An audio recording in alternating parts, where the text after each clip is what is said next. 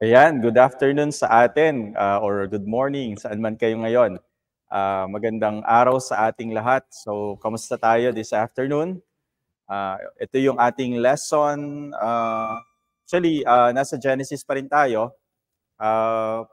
Part 2. Ito yung part 2 ng lesson natin, na iwanan natin nung nakalipas. So, this will be the part 2 of our introduction to Genesis. Ayan, welcome tayong lahat dito sa ating class, dito sa ating lesson for today. So, last week, ang ating natapos is hanggang doon sa ancient Near East, kung naalala nyo. Ito yung ating tinalakay na huli last week, yung pinaka-tinatawag nating historical background ng Genesis. So last week or last time lesson natin was yung historical background. Rooted ito, nakaugat ito, sabi natin, nakaugat yung historical background ng Genesis sa ancient Near Eastern context, no? So it's particularly in the regions of Mesopotamia, Egypt, and then Canaan. So, tinapos natin yung narratives na ito. Kailangan sinasaalang-alang natin yung nasa pananaw ng sumulat. So, laging naman ganun no? Even sa atin, sa modern writers, meron tayong mga culture, sinasaalang-alang natin, yung ating mga custom, yung mga nag-e-exist na mga kwento, sa panahon ngayon bilang mga modern writers. Ganun din, pareho din, no? And sa kanilang panahon, sa panahon nila Moises, or sa panahon na isinulat itong Genesis, ganun din, sinasaalang-alang ng author, yung mga nag-e-exist na paniniwala, yung mga panulat, mga kwento ng patungkol, for example, patungkol sa kwento ng paano nagsimula ang mundo, o paano nagsimula ang tao dito sa mundo, may mga kanya-kanyang kwento. Nalaman natin, no, yung kwento na nag-e-exist during that time, na sikat, ikinakwento sa mga bata at mga kabataan, yung kwento patungkol doon sa kay Marduk. Ito yung kwento ng Enuma Elish, kung naalala natin. Enuma Elish is yung Babylonian creation myth. You can go back doon sa last session natin. So, hinati lang natin to sa dalawa kasi sobrang haba niya. So, dalawang session tayo dito. So, pagpapatuloy lang to. Kaya napansin nyo, hindi na rin ako nag-opening prayer kasi pagpapatuloy lang ito nung ating tinalakay earlier, which is Genesis. Siguro, pinapanood nyo to ng magkasunod or pinapanood nyo to ng magkaibang araw, pero yun, tuloy-tuloy lang itong lesson na ito ng introduction to Genesis. So, we have the Enuma Elish na tinatawag natin. So, ang lagi nating isipin, kapag tayo nag-aaral o binabasa natin ng Genesis, say for example, binabasa natin yung creation account, wag nating alisin yung pananaw na itong sumulat nito, meron ng kaalaman doon sa mga kwento na nag-e-exist na during their time about the creation. So, meron na silang idea about the creation story. So, maybe yung pattern ay kahawig, yung pattern ng pagkikreate, sabi nga natin, chaos. Diba? There was chaos. And then sa Enuma Elish, nagkaroon ng chaos nung natalo ni Marduk si Tiamat, yung sea goddess. So natalo niya ito. So nagkaroon ng chaos, and out of that, body of Tiamat, kinreate o nilikha yung sinasabi nating mundo. Pero, ang makikita natin na pag-aralan din natin, ano yung pagkakaiba nila?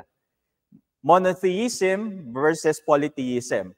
Although, yung author ng Genesis, meron na siyang idea, meron na kaming kwento na nag-e-exist patungkol sa paano nilikha o paano nagkaroon ng ganitong mundo o paano nagkaroon ng tao sa mundong ito. Alam nila yung kwento na yun, di ba? Siyempre, lumaki siya sa konteksto na yon, lumaki siya sa ancient Near East na context. So parang ako, pag sumulat ako ngayon ng isang kwento patungkol sa, sabihin na natin, paglikha, meron na akong idea about creation. Tama po ba? So meron ka ng idea about creation. So yung author ng creation story, so meron na siyang idea about the creation. Now, yung presentation na ngayon ang pagkakaiba. Yung presentation ng panahon nila ng paglikha ng mundo gawa ng iba't ibang Diyos. Pero itong sumulat ng Genesis, itong sumulat ng unang libro ng Biblia, ang kanyang presentation ng paglikha ng mundo ay iisang Diyos. Monotheistic yung God. Whereas, yung nag-e-exist na story, polytheistic yung mundo.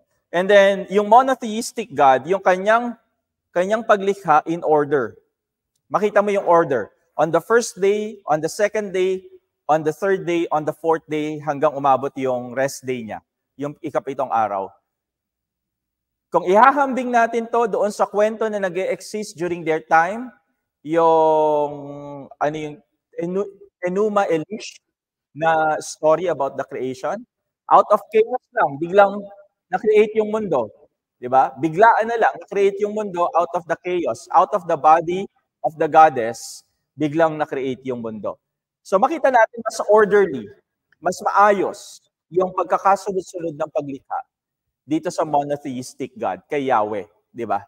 And then, isa pang pinaka-amazing dito sa story na ito ng creation sa Genesis is yung role ng human. Yung binigyan ng emphasis, yung we are created in the image of God. Kung ihahambing natin to sa kwento ng Enuma Elish, sa pananaw ng mga polytheistic religions during that time, pag sinabi nating polytheistic, marami silang mga Diyos-Diyosa na pinaniniwalaan, mga Diyos, maraming Diyos. So whereas yung Israel is monotheistic, isang Diyos lamang. So kung ihahambing natin ito sa mga naniniwala sa maraming Diyos, makita natin yung role ng tao kapag polytheistic yung relihiyon. Kapag maraming Diyos ang pinaniniwalaan, sa relihiyon na ito, ang kanilang paniniwala ay ang tao ay mga lingkod ng mga Diyos na ito. And kailangan ma-meet nila yung pangangailangan nitong mga Diyos na ito para malugod siya sa kanila. Pero sa atin, ang unang lumapit sa atin, ang unang nakipagtipan sa atin, ang unang gumawa ng tipan at nakipagrelasyon sa atin ay mismong ang Diyos. No?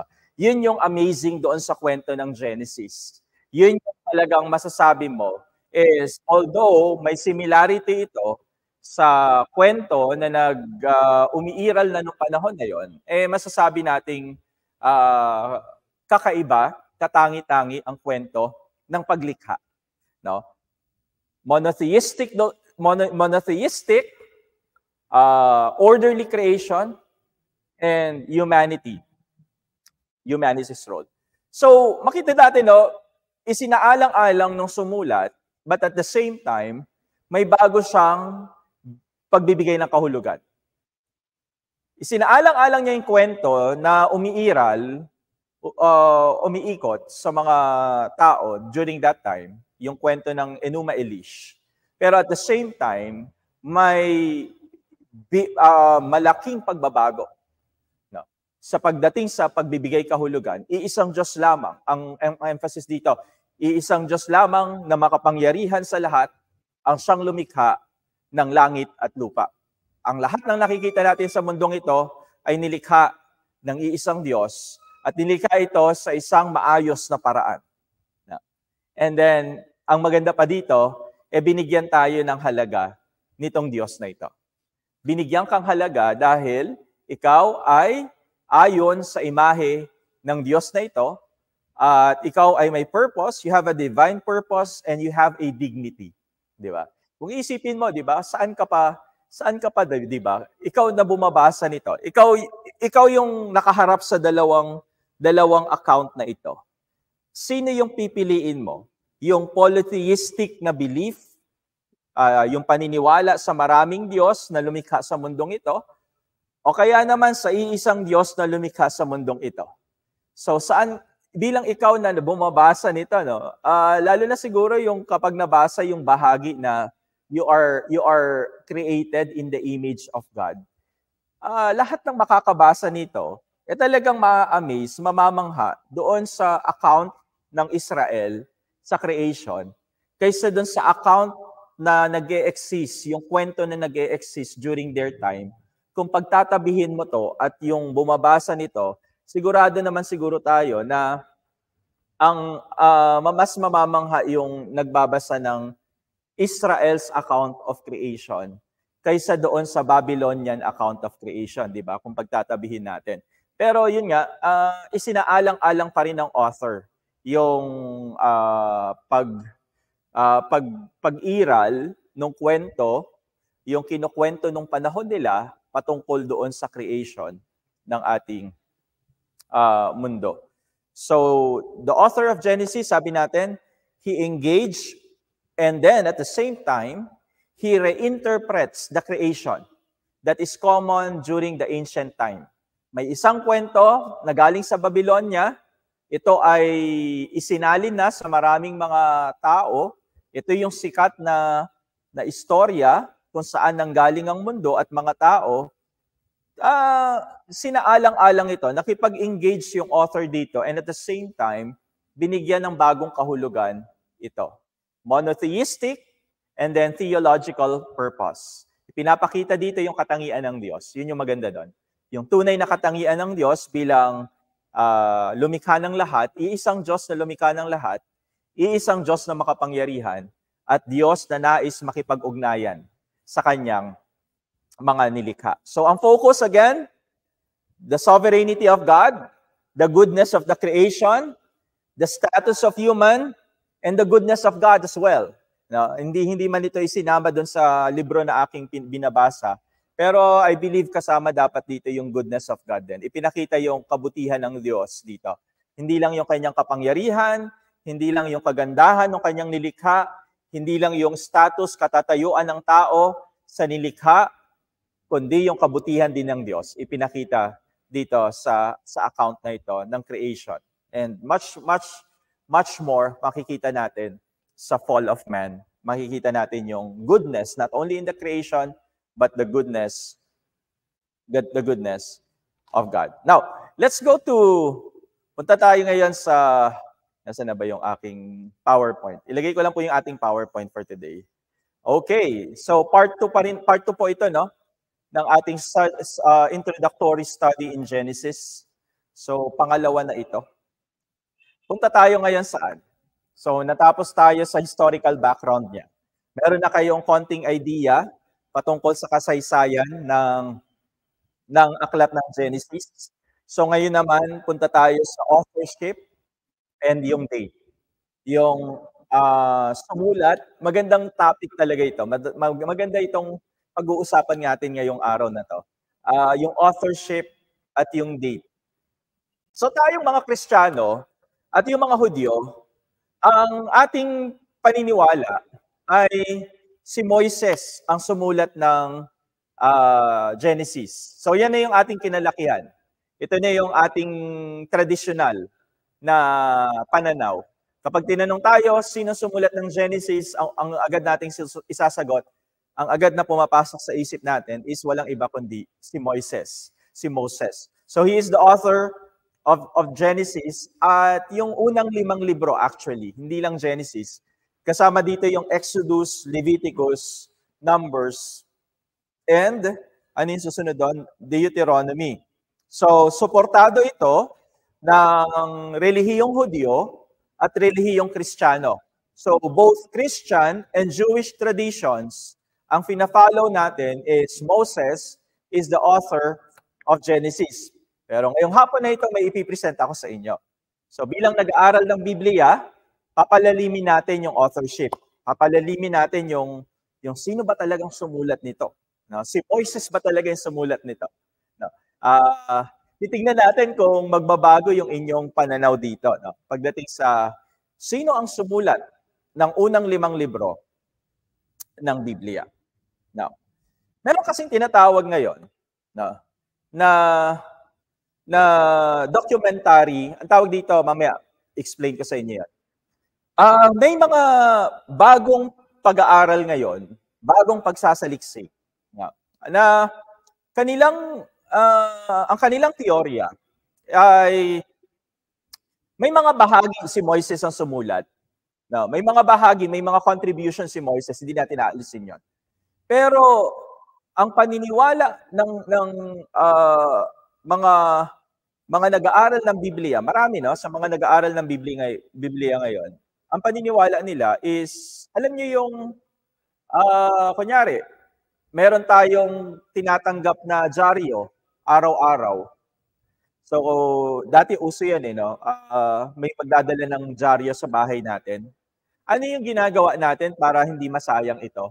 Gusto natin magkaroon tayo ng record para 10 taon mula ngayon, pwede kong balikan itong mga headlines sa dyaryo na to. Anong ginagawa natin? Kino-compile natin, di ba? So, compilation. Meron tayong compilation. Pwede dati, yung mga albums natin sa yung mga paborito nating mga awit, meron tayong compilation nito, di ba? At sa mga album din, yung mga sumikat na kanta, may compilation sila. So, ang pananaw ngayon ng mga nag-aaral ng Biblia ngayon, ang Genesis, ang sulat ng Genesis, hindi siya single author. Hindi lamang isa ang sumulat nito. Hindi lamang si Moises ang sumulat nito, kung hindi ang nangyari is mga kwento na merong isang editor na nag-compile dito. No, pinagsama-samang mga kwento. Compilation ito ng mga stories. Mapapansin natin lalo ito kapag binasa mo yung Genesis 1 to 11. No, mamaya pag-usapan natin yung Genesis 1 to 11 na yan. Kasi very controversial yung 1 to 11. So, ang pansin ng mga nag-aaral ng Biblia, ang sinasabi doon, hindi mo masasabi na single author ito. Na iisa lamang ang author, na si Moses lamang ang sumulat nito. Kasi yung structure, yung way ng pagbabago ng mga pangalan ng Diyos, meron kasing bahagi ang Genesis, ang tawag sa Diyos Yahweh. Meron namang bahagi sa Genesis na ang tawag sa Diyos Elohim. So doon pa lang daw, mapapansin mo na bakit may mga pagbabago-bago sa pangalan ng Diyos. Kung si Moses lamang ang sumulat nito, ibig sabihin, dapat isang pangalan lang ng Diyos sa kanyang gagamitin throughout Genesis. Ang tanging word na gagamitin niya sa Genesis to be consistent, ang tanging pangalan ng Diyos na gagamitin niya could be Yahweh. Diba? It could be Yahweh. Pero mapapansin mo sa buong Genesis, nag-iiba-iba yung pangalan ng Diyos. Pwedeng Yahweh, pwedeng Elohim. No? Doon pa lang daw, makikita mo na pwedeng masabi natin na hindi lamang iisa yung sumulat. Pwedeng hindi lamang iisa yung sumulat ng Genesis. Kundi yung scholarship, pag sinabi nating modern scholarship, ito yung pag-aaral na ginagawa ngayon. Ang sabi is, ang libro na ito ay mula sa iba't ibang mga sources. Dito na pumapasok yung tinatawag nating documentary hypothesis. No? Ayan, huwag kayong matakot sa term na ito. Yung mga estudyante natin, huwag kayong matakot sa term na ito, yung documentary hypothesis. I-explain natin maigi yan para maunawaan natin. So, over the centuries, ang paniniwala, habang nasa exile pa sila sa Babylon, nung nasa exile sila sa Babylon, doon nagkaroon ng kompletong compilation. Dito na kompleto yung compilation ng Genesis. Ito ay para doon sa mga Israelita na nasa exile. Yung nasa Babylon sila ngayon, di ba sinakop ng Babylon ng buong Israel? At lahat ng mga natira, yung mga remnants, yung mga hindi namatay, pati yung mga kabataan, dinala sila saan? Dinala sila sa Babylonia. So they were held captives. No? They were under exile during that time. So ang nangyari, nung nasa exile sila, ay ang ginawa ng mga tinatawag nating editors during that time, para mapalakas, para mapatibay muli, mapalakas yung pananampalataya ng Israel sa Diyos, dito binuo nila yung libro ng Genesis. You see, no? Ang ating paniniwala kasi during the wilderness wanderings, sinusulat na ni Moses yung Pentateuch. Di ba? Yan yung paniniwala, yan yung tradition. No? Na during the time na nagta-travel sila, yung inabot ng 20 years silang inabot ng kanilang journey to the promised land, ginugol ni Moises yung oras niya para isulat ito. No? Pero ang paniniwala, may isa ring paniniwala na reasonable din. Pag pinakinggan natin at pinag-aralan natin mabuti, masasabi natin na pwedeng mangyari din ito. Na during the time na sinakop na sila ng Babylonia, sinulat nila, or hindi sinulat, kinompile nila yung mga stories, yung mga oral traditions na ito, kinompile nila into one. So over the centuries, no, hindi lamang ito kumbaga yung pagkompleto nangyari sa exile. Pero over the centuries, hundreds of years ang dumaan bago na kumpleto talaga ang libro ng Genesis. So sa ating mga simpleng sa mga simpleng yung mga simpleng miyembro natin sa church, ang iisipin agad is si Moises po ang sumulat ng Genesis. Ayan. Si Moises ang sumulat ng unang 5 libro ng Bible. Pero kung pag-aaralan natin sa mas malalim na antas, makikita natin, no, itong view na ito, itong pananaw na ito, na maaaring hindi lamang si Moises ang sumulat nito, kundi maraming mga iba't ibang pinanggalingan nito. May mga sources sila.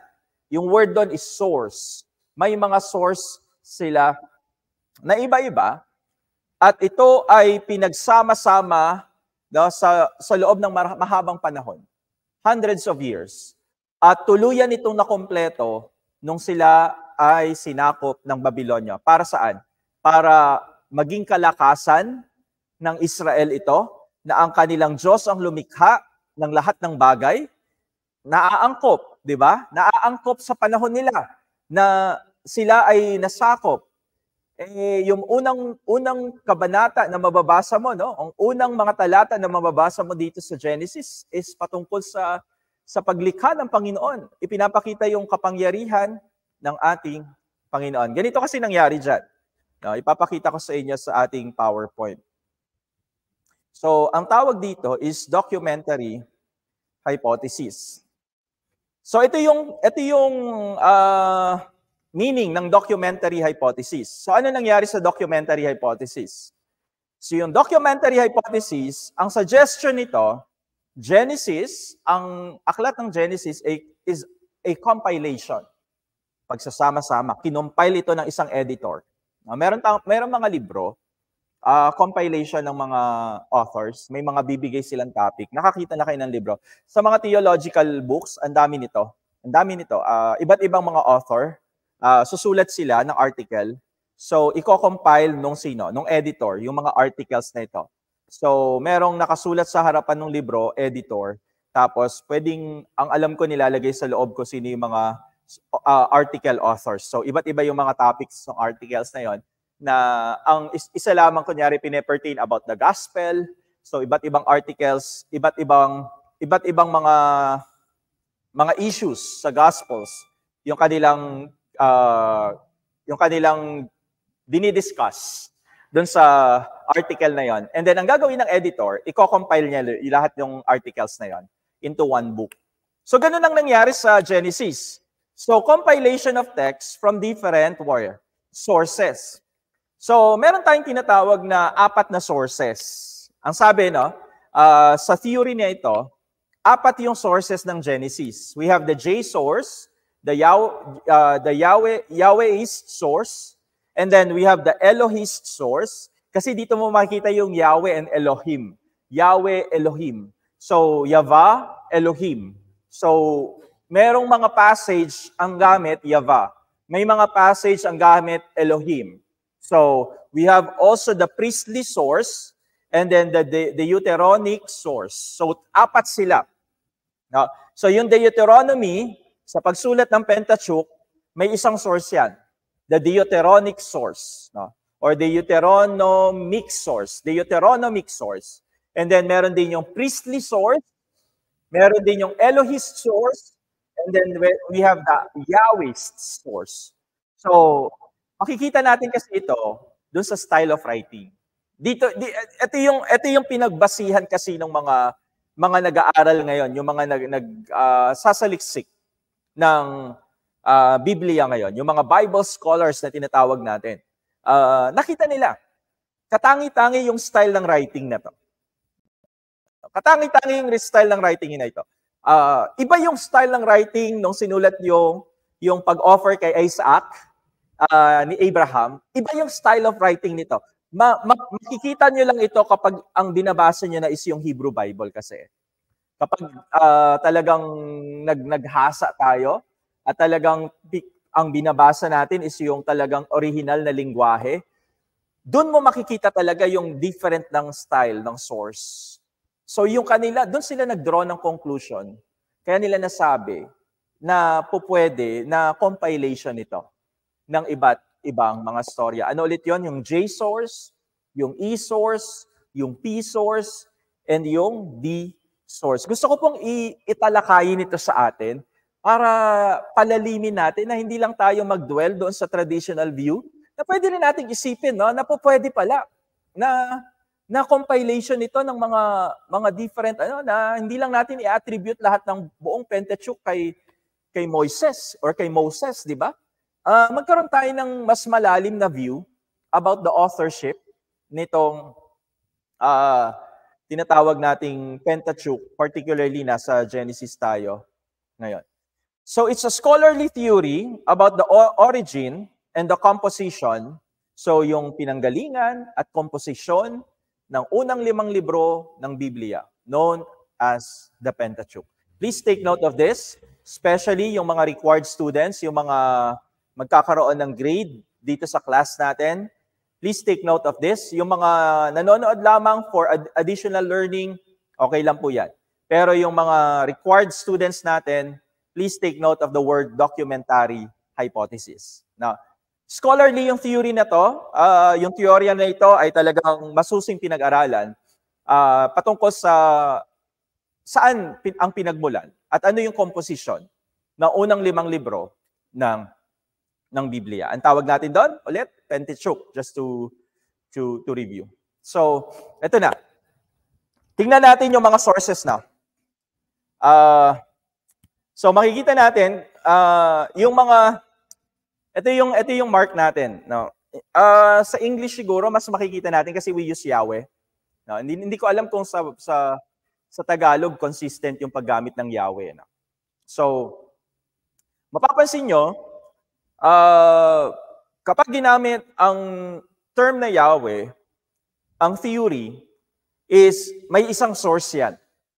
May pinanggalingan na source yan. At ang source na yan is the Yahwist. We call it the Yahwist source. So they refer to God, sa kanilang mga sinulat sa Pentateuch, they refer to God primarily as Yahweh. Sabi, it often represented as Lord in English translation. So, makikita din natin dito, no, yung katangian nitong mga sulat na ito, ipinapakita nitong mga bahagi na ito kung saan nanggaling ito sa Yahweh's source. Ang emphasis nito, makikita mo, is yung closeness ni God sa sangkatauhan. It includes the stories of Genesis, such as what? The creation, the flood. Ano pa yung mga kasama doon? The creation, the flood, and other, nasaan na ba yun? The creation, the flood, the patriarchs, Abraham, Isaac, and Jacob. So, makita natin the style. In its style, parang doon sa mga parts na Yahwist yung source, ang sabi nila, mapapansin nyo, dinidescribe nila si God na parang nakikisalamuha sa tao. It is God in human terms, like the portions of the creation account. No, kasama yon. The story of Cain and Abel. Sabi nila, these are what we call the Yahwist source. And the story of Abraham and his descendants. So, sabi nila maaari na ang source nito, we call it a Yahwist or the J source. Ano yung susunod? Now, may sumunod dito. Ang tawag naman dito is the E source, Elohist source. So, yan, dito, dinescribe na sa slide natin. Kapag yung statement, ang ginamit na term for God is Lord, it is Yahwist source. No? Maybe to be kung gusto niyo maging anong tawag dito, maging consistent, yung may kasiguro doon tayong consistent. You can use, take note of this. You can use NIV, you can use ESV, you can use New English Translation, and the Christian Standard Bible, CSB. Yung apat na yan.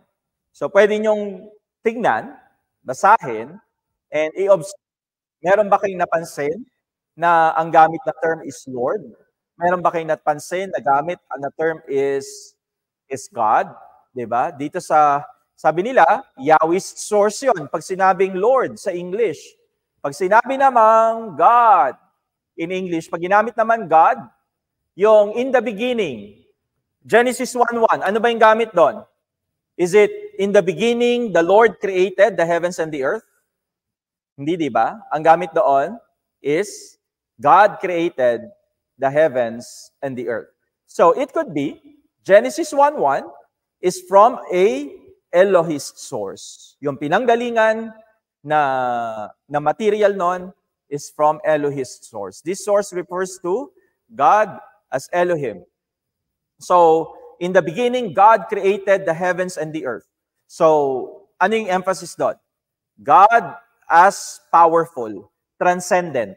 Nakita natin sa creation story, no? The transcendence of God. No? When the Bible talks about, or the Pentateuch talks about dreams, angels, prophetic revelation, God does, or God said to whom? God said to Moses, no?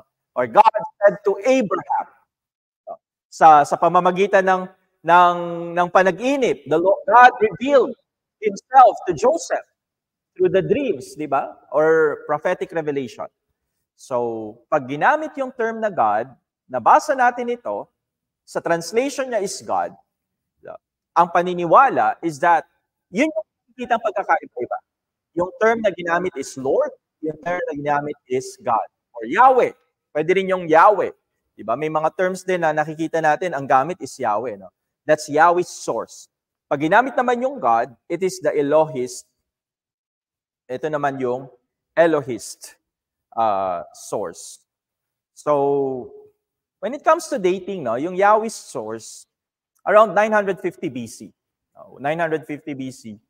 And then, itong Elohist source is around 150 BC. I don't know how important this is, pero ang gusto ko sa ma-capture natin dito is the source itself. Maunawaan natin yung pinagmulan nito.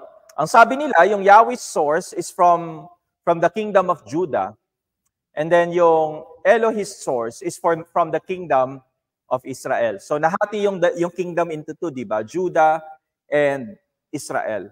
So southern kingdom Judah, northern kingdom is Israel. So yung Yahweh's source is from the kingdom of Judah.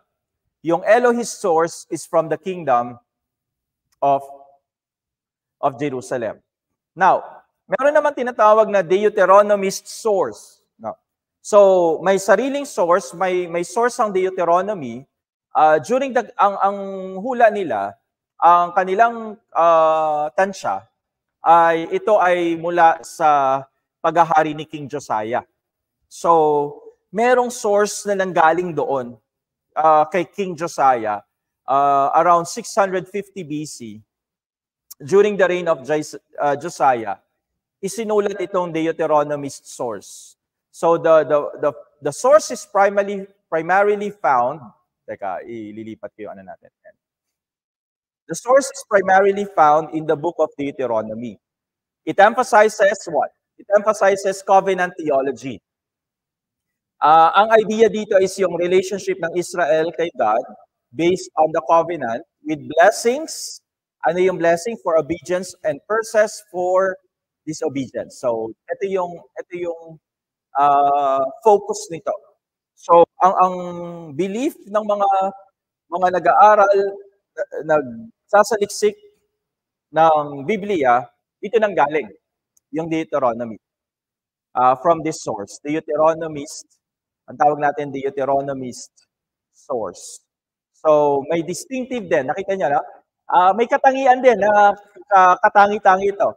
Yung preaching style, yung encouragement to be loyal to God, and yung warning against idolatry. Dito talaga makita mo yung distinctive. Makita mo talaga na itong Book of Deuteronomy, iba rin yung style niya. Iba yung style ng writing sa Deuteronomy. So most of the books of Deuteronomy ay galing dito sa source na ito, ang sabi. Now, yung pang-apat, finally, meron pang isa, yung pang-apat. Priestly source. So meron tayong tinatawag na Deuteronomic source at meron din tayong priestly na pinanggalingan. So ang priestly source natin is concerned with what? With the rituals, worship practices, genealogy, organization of religious life. So may mga parts, may mga bahagi ng Pentateuch. Ito yung makikita natin, tama ba? Yung ritual law, mga worship practices. Sino dito nakabasa na ng genealogy? Ang daming genealogy. Ang sabi, galing ito sa isang priestly na source. And then yung organization ng religious life. It has a formal structured style and focuses on God's holiness and the priestly role in Israel's worship. Hindi natin dinidiscount yung inspiration kay Moises. No? Habang pinag-aaralan ko rin ito, napag-iisip din tayo, no? Imagine, no? Sa isang bahagi, kung ang paniniwala natin, si Moises ang lahat ng sulat ng Pentateuch. Kung siya talaga yung sumulat ng buong Pentateuch, paano yun? No? Maiisip din natin, no? Paano yung may genealogy part, and Moses and Adam begot, and this begot, and this begot, and this begot. So, isipin natin, no, si Moses sinulat lahat yon. And at the same time, siya rin yung sumulat ng creation story. Siya rin yung sumulat ng Noah's Ark. Siya rin yung sumulat ng Tower of Babel. Now, mapag-iisip talaga tayo kapag lalo na alam na natin ito, itong documentary hypothesis na ito. No? Mapag-iisip talaga tayo sa traditional view natin na, oo nga, no, na hindi natin minamaliit yung kakayanan ng Panginoon para i-inspire si Moises na isulat lahat ito ng Pentateuch. Pero, di ba parang mas realistic isipin na maybe may bahagi si Moses na sinulat niya, pero merong ibang sources na pinanggalingan itong Pentateuch, itong unang 5 libro ng Biblia. Although the traditional view says it's Moses, it is possible, di ba? Posible ito. Tingnan niyo yung part na ini-explain yung ritual law. Tingnan niyo yung part na ini-explain yung worship practices ng Israel. Yung genealogy, ini-explain kung sino yung pinanggalingan nito. Sino yung pinanggalingan yan? Sino yung pinanggalingan yan? Kung pwede kasi manggaling ito sa mga saserdote talaga eh. Pwede itong manggaling talaga sa mga priest. So, yung source ito could really be the priest, no? During that time. And the organization of the religious life. So, kasi lalo na sa Leviticus, ito yung ini-explain sa Leviticus, Levitical work. So, it is possible, no, nanggaling sa tradition ng Levites, yung mga priests during that time, nanggaling sa kanila yung tradition at ibinigay, no, ikinompile ito upang makasama saan? Sa Pentateuch. No? So, the documentary hypothesis, it suggests these 4 sources. Ano yung 4 sources ulit? Tingnan nga natin ulit. Ano yung 4 sources natin? Yahwist source, Elohist source, the Deuteronomist source, and the priestly source. So itong apat na ito na mga pinanggalingan, no, maaari, ito yung kanilang teorya, maaari dito nanggaling yung Pentateuch. Nababago ba yung pananaw natin ngayon? Ano sa tingin niyo? Yung mga estudyante natin, nababago nga ba ngayon yung inyong pananaw patungkol sa paniniwala niyo ng pagkakasulat ng Pentateuch? And even maging particular tayo kasi nasa Genesis tayo. Pagdating sa Genesis, do you think Moses, yes, we cannot discount, it is not impossible, no? It is possible. Talagang in-inspire si Moses na isulat yung mga accounts na ito kasama yung kay Abraham, Isaac, Jacob hanggang kay Joseph. Kung pwede naman, walang problema doon. Pero, di ba, may isip din natin yung possibility na ito ay kinompile ng isang editor during the time of, for many centuries at nakompleto ito during the time of exile. So, ito yung mga sources natin, and yung 4 sources na ito, originally, they were independent documents or tradition. So, originally, ibig sabihin, nung una ay they were independent. Hindi, magkakaiwalay sila. No? Hindi sila magkakasama. Iba't ibang mga documents ito and tradition, and each of them reflecting the concerns and worldview of different group within the ancient Israel. So may nag-exist na mga different group in the ancient Israel, and this was their concern, and this was with their worldview. And over time, itong mga pinanggalingan na ito, itong mga sulat na ito, no, they were woven together over time by later editors into a single narrative, and we now have what we call the Pentateuch. Ay, ipapakita akong picture sa inyo. Dito ba yun? Ayan. Can you see yung picture na yan?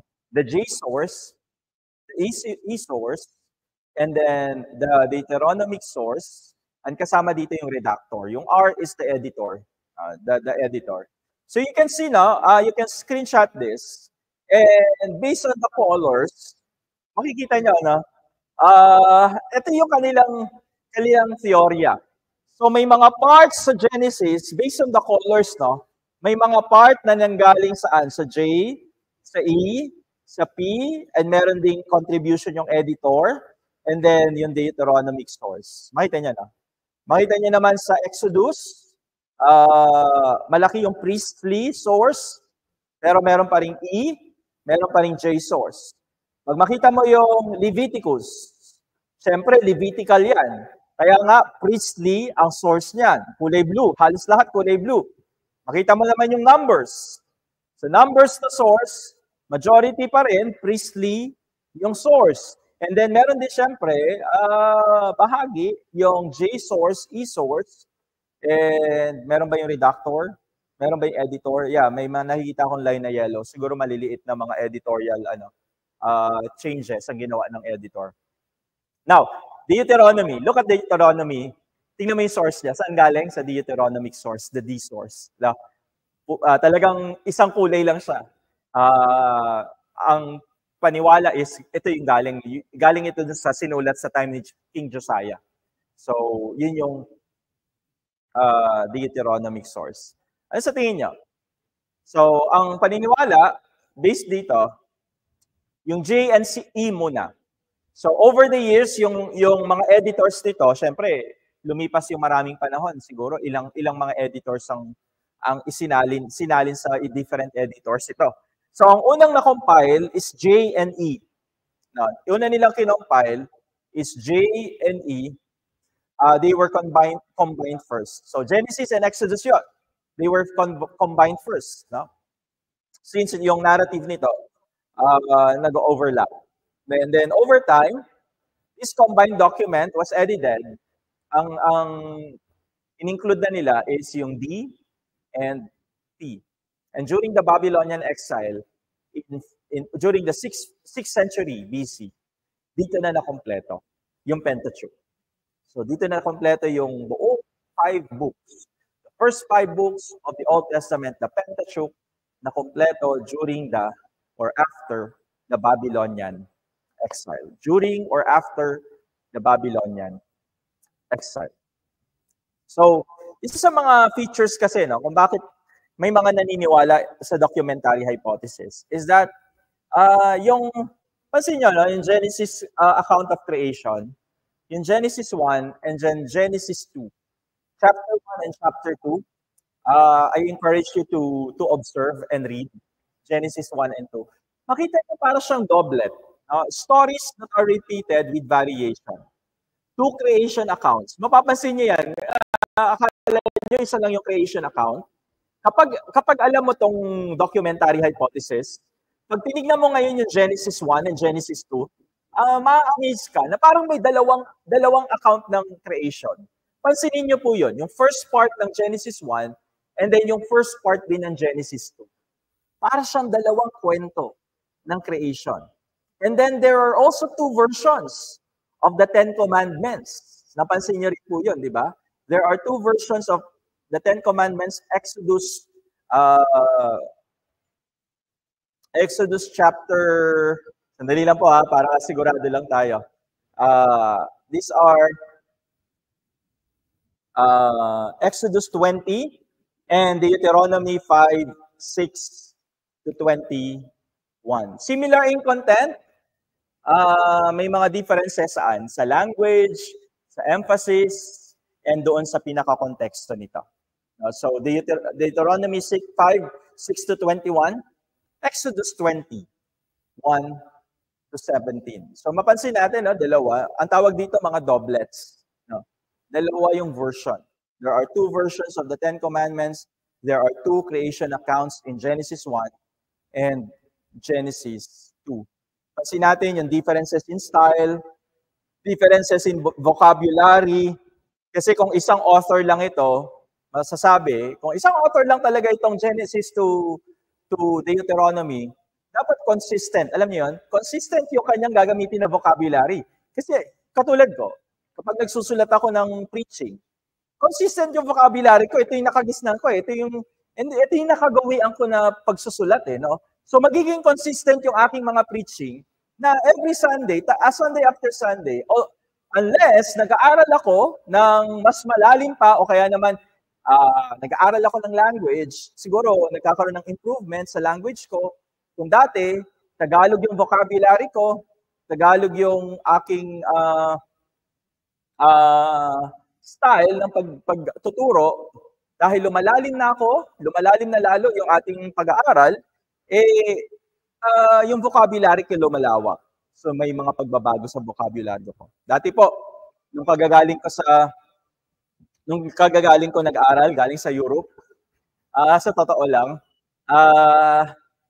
puro English speaking ako ng time na yun.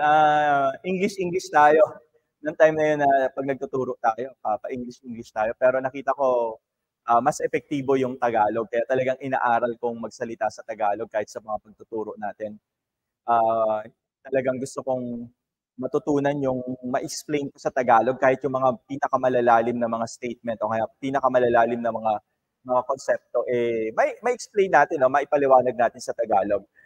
Yun po yung ibig sabihin na pwede naman si Moises, over the years, nagbago yung kanyang vocabulary, kaya nagbago din yung vocabulary ng Pentateuch, pero mas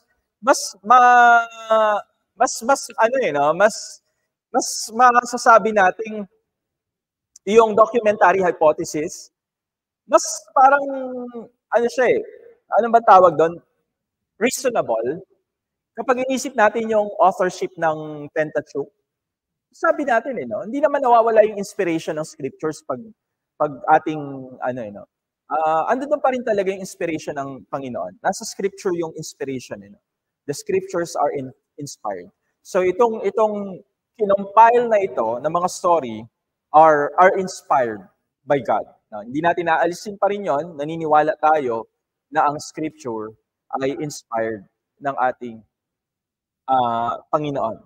May weight, may bigat itong ating pinipresent ngayon na documentary hypothesis na maaaring masabi natin na reasonable na pwedeng tignan, na maaari na ito ay pinagsama-samang mga istorya. Iba't iba yung source, pinanggalingan, at meron isang nag-edit nito. No. Hanggang ngayon, pinagdidibatihan ito. At hanggang ngayon, patuloy na sinisiyasat ito at lalong-lalo na nire-refine itong theory na ito. No, so, some scholars are arguing for different ways of understanding the composition. And yung pinaka mas mga recent, mga nito lamang na mga pag-aaral, tinitingnan din yung paano isinasalin sa pamamagitan ng bibig, sa pamamagitan ng oral na tradisyon, paano isinasalin itong mga naisulat sa Pentateuch. So, nonetheless, documentary hypothesis remains one of the foundational theories in the academic study of Bibles. Ipopost ko po yan. Ipopost ko para sa ating yan. Ayan. Lagay ko dito sa ating screen. Ayan. So, nonetheless, ano man yung mga debates ngayon, documentary hypothesis remains one of the foundational, sinasabi natin one of the foundational theories in the academic study of Bible composition. So, malaki, no? Malaki yung weight niya kung titingnan natin, kung papansinin natin at pag-aaralan natin maigi. Mabigat, no? Itong pinipresent ng documentary hypothesis. No? So, documentary hypothesis, ang paniniwala niya, it's a compilation. Ang Pentateuch is a composite work created from multiple sources, written in different times by different groups of people, and reflecting unique perspective about God, reflecting unique perspective about Israel's history, and even the covenant relationship between man, or between God and Israel, God and humans.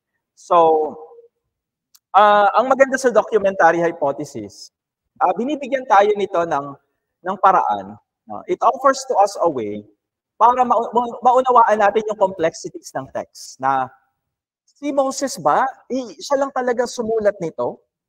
Isipin nyo, genealogy, and then after the genealogy, story, and then the story of from Joseph, and then the story of himself, the Moses story. Ang documentary hypothesis, ang maganda dito, binibigyan tayo, it offers to us the way to understand the complexities of the text. Na kapag ating tinignan yung view na ito, mas masasabi natin, pwede na ganun yung nangyari. Di ba? Pwede na ganito yung nangyari. Mas parang nagiging madali sa atin na naisipin na lalo na yung Genesis 1 to 11, mamaya pupunta tayo doon. Na ito ay isang hindi chronological order ng isang author, but it was a compilation na merong theological na mahalagang theological na theme na ipinipresenta dito. So, let's see. So the final form, let's go to ayan, the final form, hindi na kasama dito. Pero yung final form ng Genesis, pinaniniwalaan, the final form of Genesis took shape during the Babylonian exile, 6th century BC, or shortly after that. So after the exile or during the exile, dito talagang nakompleto yung book of Genesis. So ano yung susunod na slide dito? The book reflects Asan na ba yan?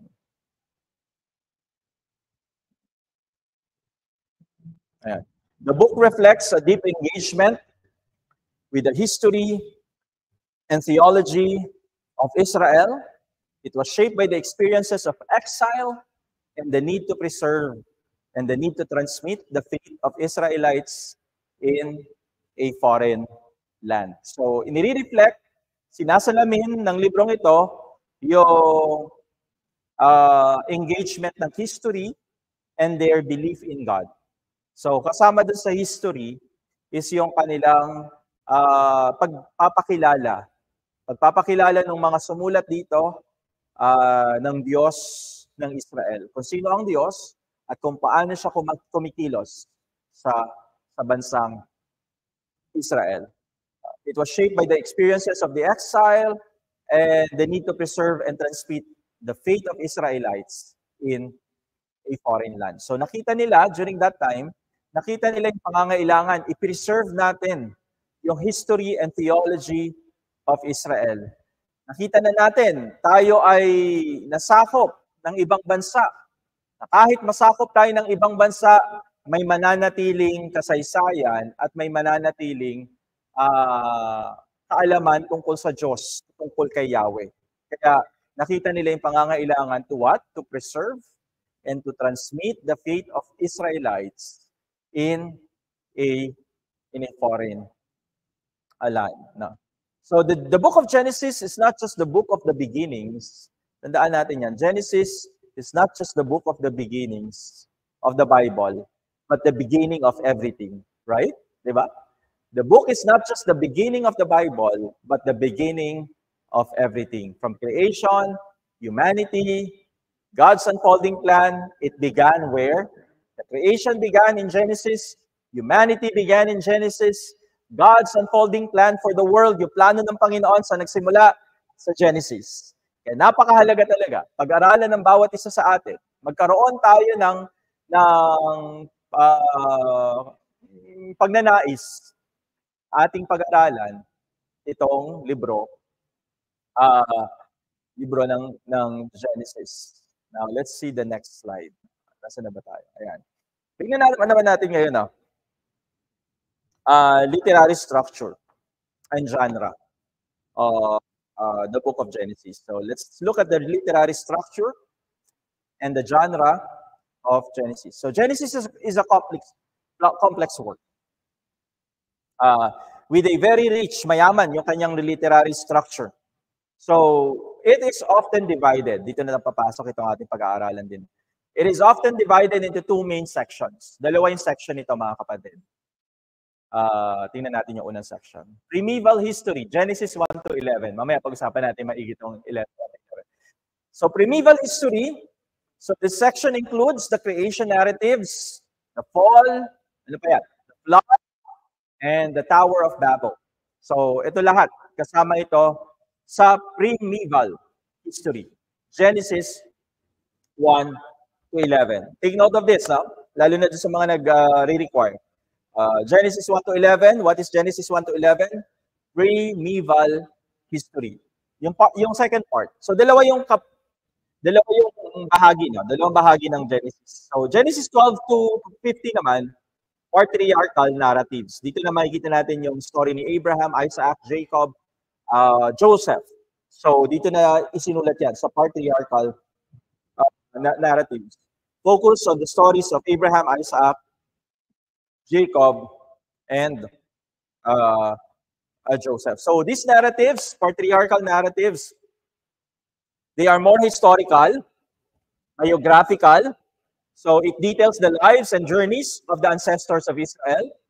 So, Genesis employs a variety of genres. Pag sinabi natin genre, ano ba yung genre na yan?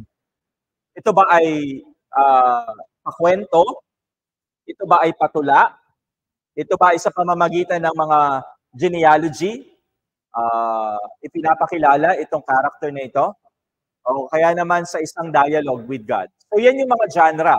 So, pag sinabi nating genre, ito ba ay isang ninanarrate sa pamamagitan ng isang kwento, sa pamamagitan ng isang tula, sa pamamagitan ng salinlahi o genealogy. Ito ay ipinanganak ito. Anak ito nito. Ito siya ay tatay naman nito. Yung mga ganun. And then, covenantal dialogue. Between Abraham and God, nakita natin yan, yung covenantal dialogue nila. And even Jacob, yung kanilang yung pakikipag-wrestle ni Jacob sa Bethel. So, you can see that genre, no? Iba din yung genre na yon. When God makes a covenant with His people. So, it is also considered as a genre. So, narrative, poetry, yan yung mga genre. So, Just take note of this para hindi nyo malimutan, baka ma-encounter nyo ulit yung word na genre. Ito lang yung ibig sabihin yan. Ano ba yung klase ng pagsasalaysay? Ito ba ay pakwento? Ito ba ay patula? Ito ba ay sa pamamagitan ng pagpapakilala kung saan yung pinanggalingan ni Abraham? Sino yung mga magulang niya? Sino yung mga ninuno? Genealogy? O kaya naman sa isang covenantal dialogue. Iba't iba yung structure, literally, yung pagdating sa literatura nitong Genesis, sa literature, iba't iba yung structure nito. May mga repeated patterns, yun nga, ginagamit yung genealogy dito, may mga pakwento naman, may mga kwento, and meron din mga tula na section. So different section combined together. Kaya makikita natin, babalik lang tayo sa documentary hypothesis. Talagang maaari na compilation ito ng different sources. Kasi makita mo yung paano to, makita mo yung pagkakaiba ng mga genre niya. At even yung literary structure na tinatawag natin. Talagang magkakaiba sila. Kapag binasa mo ng masusi, inobserbahan mo, iba talaga yung mapapansin mo. So now let's go to, ayan, ang bilis ng oras, naka-isang oras na tayo agad. Natapos tayo sa, ano yung kanina, literary structure and genre. Sinabi natin, merong ulit, primeval history, Genesis 1 to 11, and then patriarchal narratives, Genesis 12 to 10. Now let's go to themes and theology. Ano ba yung mga tema na talagang dominant? Ano ba yung mga theme, yung mga tema na talagang makikita natin pagdating sa Genesis? Creation, syempre, number 1, creation and sovereignty of God. God as the creator of everything and God as powerful. Ito yung pinipresent na tema ng Genesis. Makapangyarihan ng ating Diyos, ang Diyos ang may control ng lahat ng bagay, siya ang lumikha ng lahat ng bagay. So Genesis begins with the affirmation that God is the creator of all things. Napakahalaga ng tema na ito. Amen?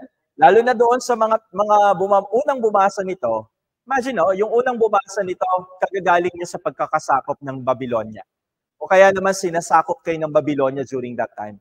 Ang laking kalakasan sa kalooban nito na nakompleto itong Genesis during the exile. Dahil kailangan talaga nilang marinig yung tema na ito. That God is the creator of all things. Na ang Diyos ang lumikha ng lahat ng bagay. Kaya naman, kung titingnan mo yung mahalaga talaga, tignan mo yung authorship date. Yung panahon kung saan talaga nakumpleto, kung naniniwala tayo, compilation nito. Kailan to nakumpleto? Kung naniniwala tayo during the exile, nakumpleto ang Pentateuch. Tamang-tama talaga. Sumakto sa panahon na kung saan sila ay dumaan sa matinding pagsubok. Diba? Matindi yung pinagdadaanan nila sa pagsakop ng Babylonia. Kaya tamang-tama yung presentation ng God as the creator of all things, God as sovereign. Ipinapaalala din siguro, sa pamamagitan ng Genesis, bumabalik sa isip ng mga bumabasa nito, yung covenant, the theme of covenant, na napaka-sentro. Kung babasahin mo yung Genesis, yung pakikipagtipan ng Diyos, yung pinaka-sentro nito sa lahat. Ito yung sentro ng buong Genesis, ng buong pagkakasulat ng Genesis.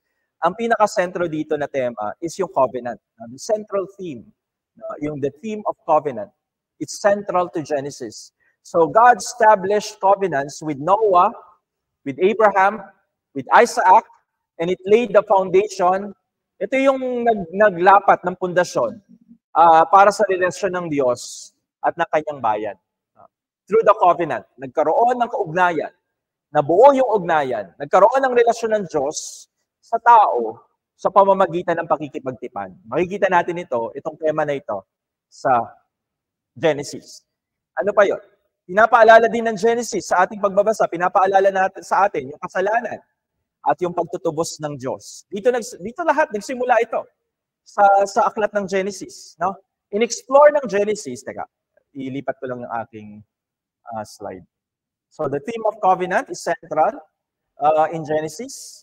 God established covenants with Noah, Abraham, and Isaac. Yung sumunod, sin and redemption. Genesis explores the problem of what? The problem of sin, but despite humanity's sin, kahit na nagkasala ang tao, yung grace ng Panginoon ang umiral. Makita natin yung awa, yung biyaya, yung habag ng Panginoon, at yung kanyang plano ng pagtutubos. It was evident throughout the book of Genesis. Kahit na nagkasala yung tao, kahit na bumagsak yung tao sa kasalanan, andun yung grace ng Panginoon at andun yung kanyang plano ng pagliligtas. Makita mo sa kwento ni Noah, ayan, sa kwento ni Abraham, ni Isaac, ni Jacob, ni Joseph, you can see yung continuity, yung pagpapatuloy ng kwento ng pagliligtas, ng pagtutubos ng ating Panginoon. Ano pa yung isang mahalagang tema dito? Election and promise. Election, yung pagpili kay Abraham. Ikaw ang pinili ko, Abraham. Ang iyong magiging lahi ay kasing dami ng buhangin sa dagat at sa nakikita mong bituin sa langit, ganyan karami ang iyong magiging lahi. Sabing gano'n ng Panginoon. So, election. And then binigay yung promise. So, isa rin itong susi. Itong tema nito ay isang susi sa aklat ng Genesis. No? Tingnan natin, no? Ano ba yung significance nito sa buong Biblia? So no doubt about it. No? Wala nang pagdududa pa. Napakalaki ng significance nito. Napakalaki ng kahalagahan ng Genesis for the rest of the Bible. Amen po ba? Yes? No? Malaki ang bahagi talaga. Malaking bahagi ng sasabihin sa buong Biblia ay galing, ang pinagmulan nito ay sa Genesis. Yung fall of man, yung sin. Diba? Laging binabalikan ni Paul ito. At sa sulat niya sa mga tiga-Roma, ano yung naging reference niya para ipakita yung sacrifice na ginawa ni God, ni Jesus. Diba ang kanyang reference si Adam? Ang kanyang naging reference sa Romans was Adam. So, ang laki ng significance niya, when it comes to the whole Bible, ang laki ng significance, ang laki ng importance ng Book of Genesis. But the Book of Genesis, we call it, no, is foundational. Teka lang, punta tayo dun sa... Ayan. Genesis is foundational for the rest of the Bible. It introduces key theological concepts and narratives that are developed throughout the Old and the New Testament. Yung mga pananaw at yung mga kwento, dinevelop ito throughout the Old and New Testament. Saan nanggaling ulit? Walang ibang pinanggalingan kundi ang libro ng Genesis. Kapag pinag-usapan natin yung significance nito, ang term is canonical significance. Ibig sabihin, ano yung significance nito for the rest of the Bible? Malaki. Foundational siya. Pundasyon siya ng buong Biblia. Genesis is the foundation of the rest of the Bible. Amen? So, malaki yung significance talaga niya. No doubt about it. In New Testament, Genesis is frequently referenced. Nire-reference ito ng mga speaker, ng mga writers. Si Paul, si Jesus Christ. Paul's theology of justification by faith is the story rooted in Abraham's story. Yung justification by faith, yung pagbibilang na matuwid sa pamamagitan ng pananampalataya. Sino yung kanyang reference? Walang iba kundi si Abraham, Romans chapter 4. Diba? Naalala natin yan. New Testament understanding of Christ as the second Adam. Diba? 1 Corinthians chapter 15 and even in parts of Romans. Diba?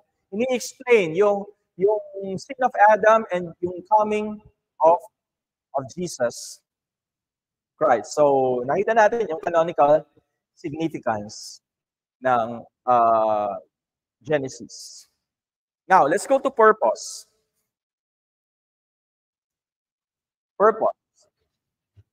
Ano yung purpose ng Genesis? No? Tingnan natin, tatlong bagay yung ipipresent natin dito. So, the purpose of Genesis, number one, the purpose of Genesis is to explain the origins. Genesis provides us with an explanation for the origins of the world.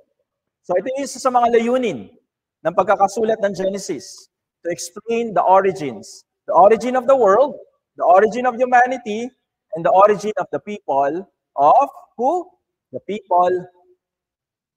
people of Israel. So, anong ginagawa ng Genesis? Isunod ko. Ayan. Hindi ko na naisama yung second part. But it serves as a theological introduction of the Bible. So, ang galing, no? It's a theological, not just historical, but it is a theological introduction of the Bible. It introduces us to who God is and what He is doing and what He will do. Yan yung theological introduction. Who God is, what He is doing, and what He will do. The introduction for that is found in where? In Genesis. Diba? Yung mga fundamental questions, sino ba ang Diyos? And sino ba yung kanyang mga nilikha? Sino ba ang Israel? Yan ay inintroduce, walang iba kundi sa libro ng Genesis. Sa account ni Abraham, ano yung ini-establish doon? Sa account ni Abraham, ini-establish actually doon yung identity ng Israel. Genesis chapter 12, simula Genesis chapter 12, ini-establish dyan yung identity ng Israel. We can also say, hanggang mula Genesis 1, they were created in the image of God. We are created in the image of God as humans. No? Pero pagdating dun sa covenant na, yung pakikipagtipan, makita natin yan sa story ni Abraham. So magsisimula yan sa Genesis chapter 12. So ini-explain dito yung identity ng Israel as what? As God's chosen people. It recounts the ancestral history, the promises made to their forefathers. Makita natin yan sa Genesis, malinaw naman yan. Pinapakita yung mga pangako na binitawan ng Panginoon sa kanilang mga ama ng pananampalataya mula kay Abraham. And it reinforces their special relationship with God. And then, other thing is to instruct and to encourage, di ba? Ito rin ay instruction. Ang Genesis is instruction and encouragement. It is intended to instruct the Israelites in their faith and encouraging them to trust in God's promises and to remain faithful in their covenant. Kaya nga, kung ang paniniwala natin na kumpleto ang Pentateuch, including Genesis, na kumpleto ito during the exile, tamang-tama talaga na paalaala ito. Trust in God's promises, di ba? And maging faithful kayo sa covenant ninyo. Di ba tamang-tama siya? Nasa exile sila o matatapos ng exile, ito yung paalaala sa kanila. Ito yung purpose ng libro ng Genesis. Audience. Let's go to the audience. Sino ba yung unang mga tumanggap ng libro na ito, ng Genesis? Siyempre, yung primary audience nito is the Israelite community. Nasa exile sila ng panahon na yon. They were those who are in exile or returning from exile. Ano yung kapangangailangan nila? Take note of this, para at least alam natin, no, pag binabasa natin yung Genesis ngayon, na ito pala yung naging unang audience ng Genesis. Ito pala yung naging unang audience ng Pentateuch. No? Na kailangan nila ng reassurance nung kanilang pagkakakilanlan of the identity. Galing sila sa exile, no? Siguro yung iba nagtatanong, may Israel pa ba? Meron pa bang Israelita ngayong naubos tayo ng Babylonia? Iilan na lamang tayo na nanatili o natira. So, binibigyan sila ng kalakasan, ini-encourage sila yung audience na ito. Na binibigyan sila ng kasiguraduhan ng kanilang pagkakakilanlan at nung pangako ng ating Panginoon para sa kanila. So, yan yung primary audience. Now, let's go dito na tayo. No? Mahaba-haba ito. I hope matapos natin ito. I don't know if we will finish this. Meron na lang tayong around 40 minutes na lang tayo. Ito kasi mahaba-haba ito, yung major issues. Gusto ko sana matapos na natin itong Genesis today. Para next week, Exodus na tayo. Yung next session natin will be Exodus na. So, major issues. May mga major na issue dito that has been subject of different approaches sa pag-aaral ng Biblia. So it raises several major issues. Ayan. Una sa lahat, syempre, yung evolution. Creation versus the evolution. So isang malaking issue to, no? Lalo na sa scientific studies. Yung mga naniniwala sa evolution. So the Genesis creation narratives have been a focus of intense debate, particularly in the context of relationship between science and religion. So papaano natin i-unite, no? Sabi nila hindi maaari na ma-unite natin yung creation and evolution. So creation, nanggaling tayo sa image of God. Evolution, nanggaling tayo sa image ng unggoy. So saan ka pa? Di ba? For science, sabi nila galing tayo sa mga unggoy.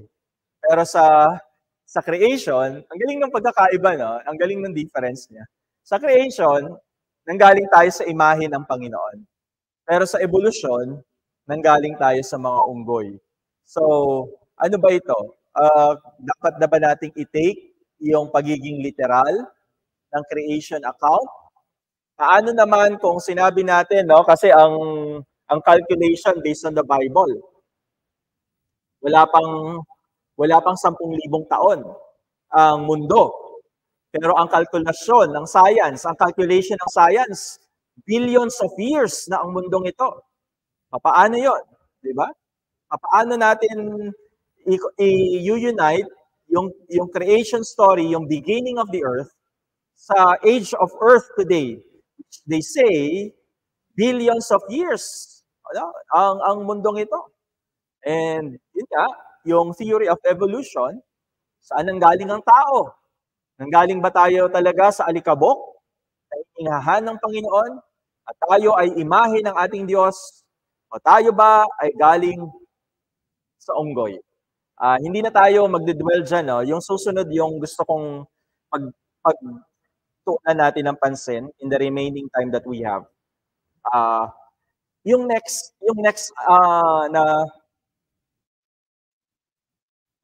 na issue, yung ating pag-uusapan ngayong hapon na ito. Mahalaga kasi ito. Nakikita ko yung kahalagahan nito para sa atin. So, historic and the mythic versus the mythic interpretation. So, ang mga scholars natin, yung ating mga nagsasaliksik, nag-aaral ng Biblia, mayroong isang malaking debate. Ano yung debate na yun? Whether the events in Genesis, especially in the primeval history, ano po ulit yung primeval history? Ito yung division, di ba? Primeval, patriarchal. So, ang debate, nakafocus sa primeval history. Genesis 1 to 11. Dapat ba natin kilalanin ito? Sa tingin nyo po, dito ako din magkakaroon ng assignment doon sa mga required kong students. Ayan, if you are required to take this subject, ito yung ating magiging mamili ka na lang kayo siguro sa dalawa. Maganda rin yung isang question eh. Mamaya ipopost ko yung question natin. So, historic versus mythic interpretation. So, yung primeval history ba, iti-take ba natin itong literal na historical events or these are just symbolic narratives that conveys theological truths? Dalawa kasi yan yung pinagdidibatihan ngayon. Actual, literal, historical events, or are they symbolic narratives? Ang mahalaga dito para doon sa sumulat ay makuha ng bumabasa yung mga katotohanan tungkol sa Diyos.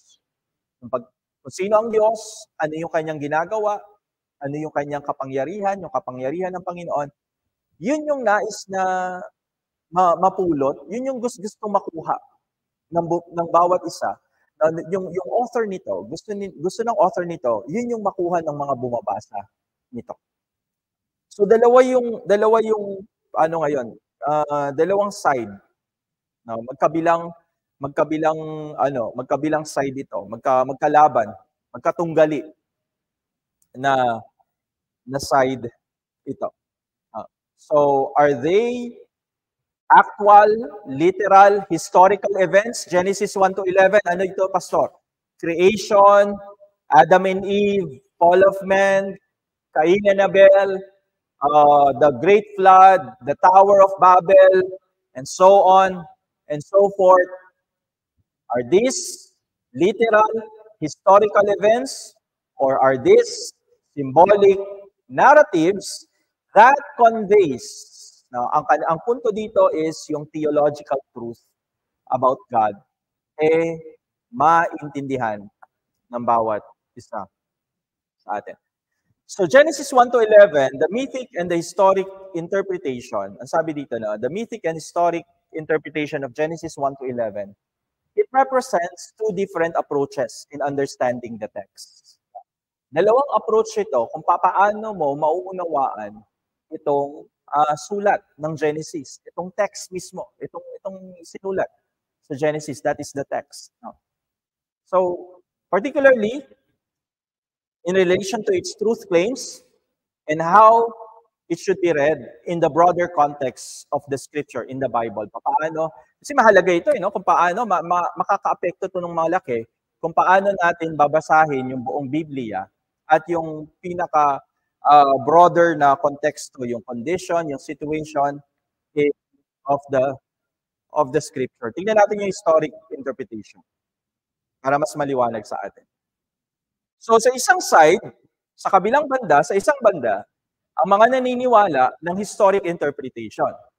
The historic interpretation views Genesis 1 to 11 as factual account of actual events that took place in human history.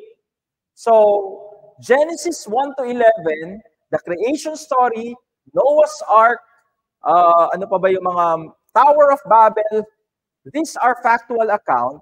Actual events ito, it took place in human history. So ang emphasis is both historical and theological. Ang emphasis, history, and at the same time, syempre, kasama sa history is yung theology. Pagpapakilala kung sino yung Diyos at kung ano yung kanyang ginagawa. So, yan yung historic approach. So, yung approach na to, it treats the narratives of creation, the fall, the flood, the Tower of Babel, literal historical records ito, sabi ng mga historical, naniniwala sa historic interpretation. Literal historical records ito. Ang emphasis nito is yung kahalagahan ng pangunawa sa saan nanggaling tayo, saan nanggaling ang mundo, at saan nanggaling yung kasalanan. So yung emphasis nito is yung significance ng origins of the world, origins of humanity, and origins of sin. Ang mga punto dito, titingnan ko kung nandito yun. Yung mga key points, yung mga halagang punto dito of historic interpretation. Una sa lahat, yung literal reading nito. Yung literal na pagbabasa nito. Genesis 1 to 11 is understood to describe what? Real events that happen in time and space. Real events that happen in time and space. For example, Adam and Eve were real individuals. The flood was a global event. So, literal yung reading kapag historic interpretation. Hindi siya, ano yung kabaliktaran ng literal? Symbolical. So, ang pagbabasa natin dito, literal na nangyari.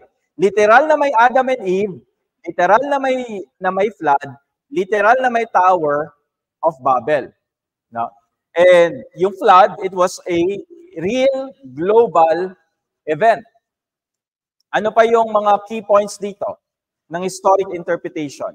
We also have yung historical accuracy. Ang sabi ng mga proponents nito, ang sabi ng mga sumusuporta dito sa historic interpretation is that proponents argue that this chapter are not just religious or moral stories, but they are accurate historical records. So hindi lamang ito nagpipresent ng theological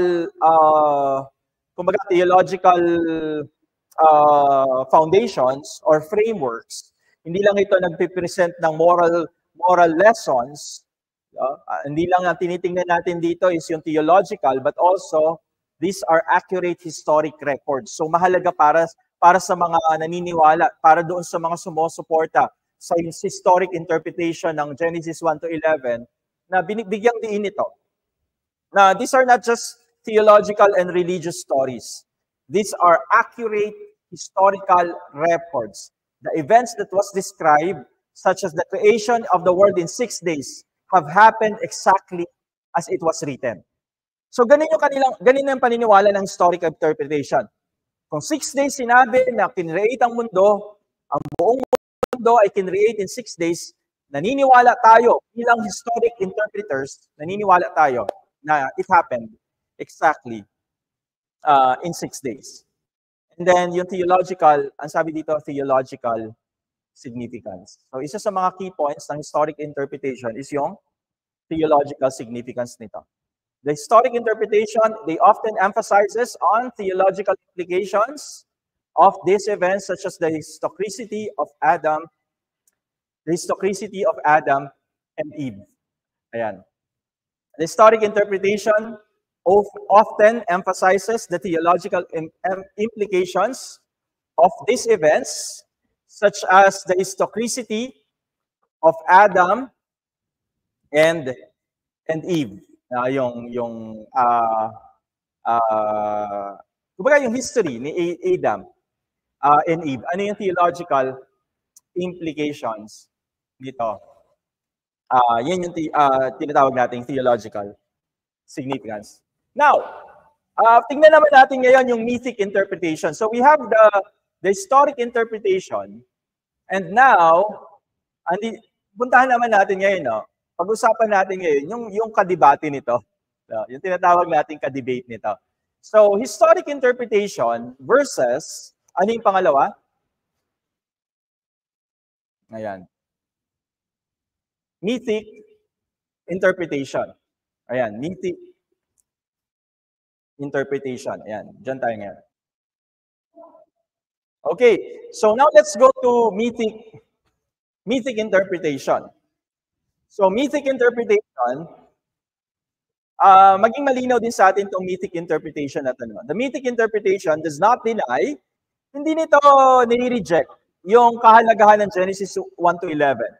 Hindi nito, kumbaga, dinideny yung kahalagahan.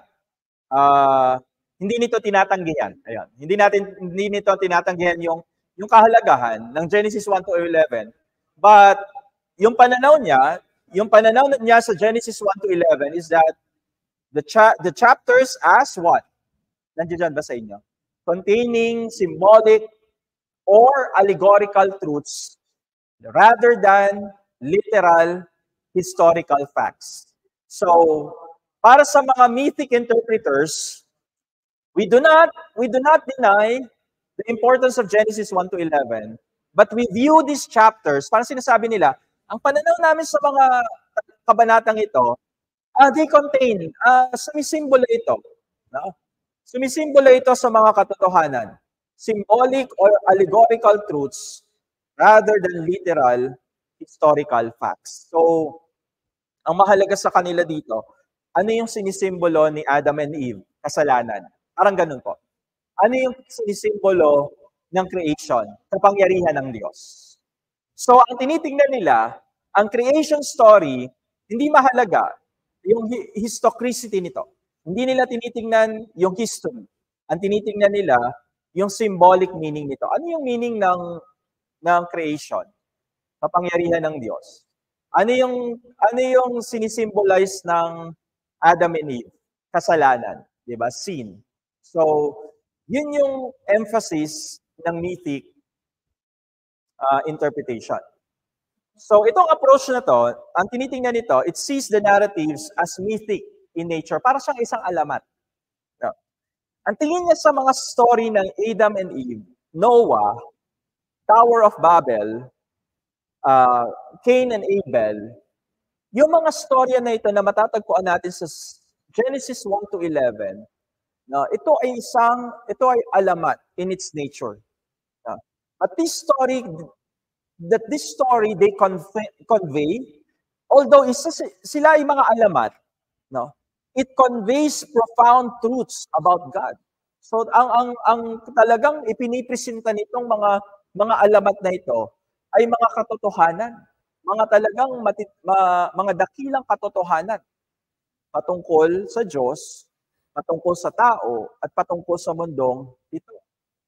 But it is not necessarily tied to a specific historical event. No. Hindi nila tinitignan yung pagiging historical ng event. Ang tinitignan nila yung katotohanan na nilalabas dito sa alamat na to. So ang tanong, hindi sa ang magiging tanong bali, hindi yung ito ba ay tunay na nangyari sa kasaysayan? Ang magiging tanong nila, ang unang-unang tanong, ano yung katotohanan about God na ikinukwento sa creation?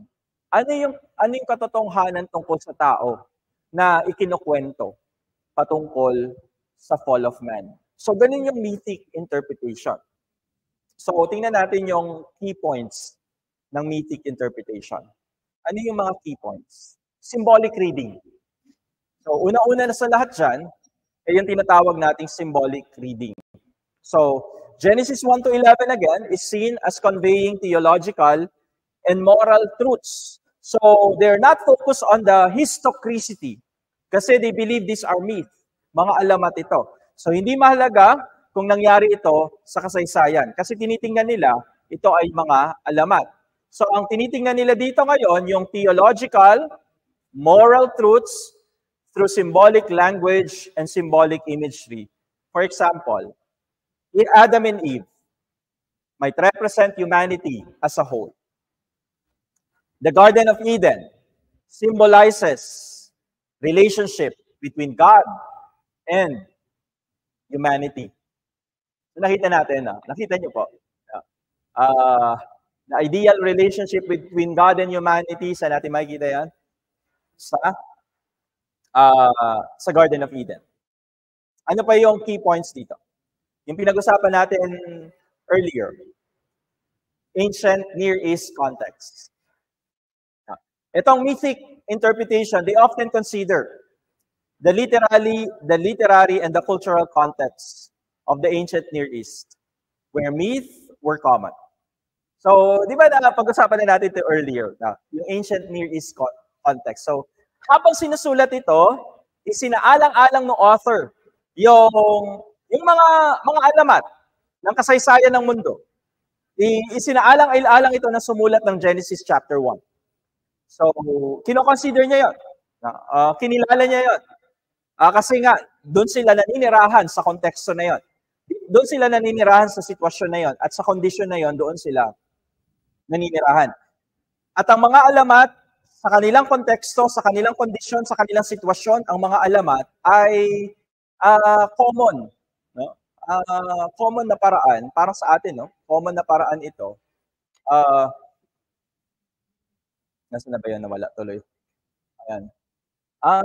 It's a common way for them, no, of communicating.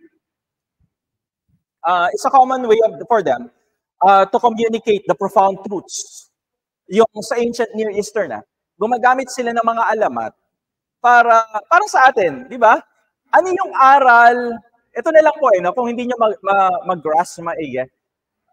May mga alamat tayo, tapos tatanungin tayo ng mga teacher, ano yung aral na natutunan mo sa alamat na to?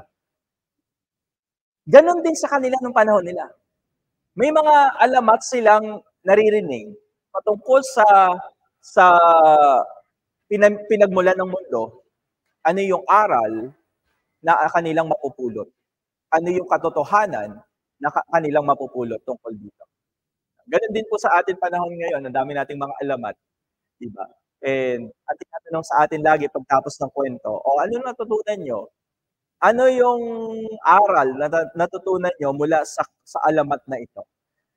No? So ganun din yung mga mythic interpreters. So ang tingin nila, isinaalang-alang ng author yung mga nangyayari, yung mga alamat nung unang panahon, nung panahon nila na yon. Sa mga sinulat nito, ang mahalaga, ang ipinapakita dito, yung ikino-communicate Yung sinasabi nitong mga dakilang katotohanan tungkol sa Diyos. Yun yung mahalaga. Yun yung mahalaga sa mga mythic na interpreters. No? So,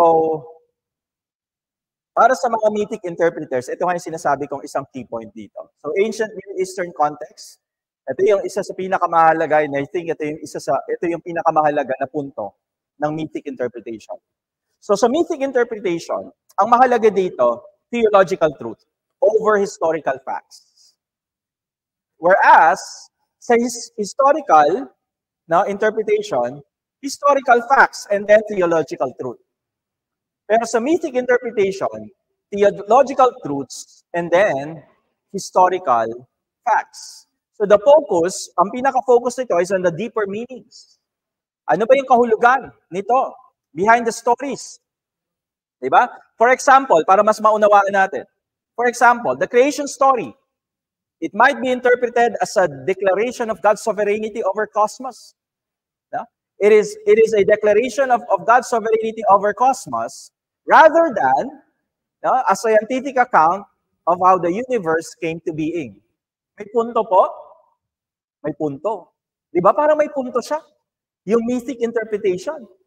Ang mahalaga dito is that the creation story will be interpreted as a declaration of God's sovereignty over the cosmos, rather than a scientific account of how the universe came into being. Kung isipin natin talaga may punto to, no? Tong mythic interpretation. Kasi nga ang pinipresent dito is yung declaration of the sovereignty of God. No. So when you talk about the comparison and its implication, no? Yung historic interpretation, dito ba to? Check ko lang. Ayan, the historic interpretation tends to view the scripture. So tingnan nyo na lang po kung nasaan tayo as evangelicals here. No? Let's compare. When it comes to the view of let's compare between historical and mythic. View of scripture. Tingnan natin. Historic interpretation, it tends to view the scripture as what? Inerrant historical document, where even the details are divinely inspired and they are divinely inspired and they are accurate.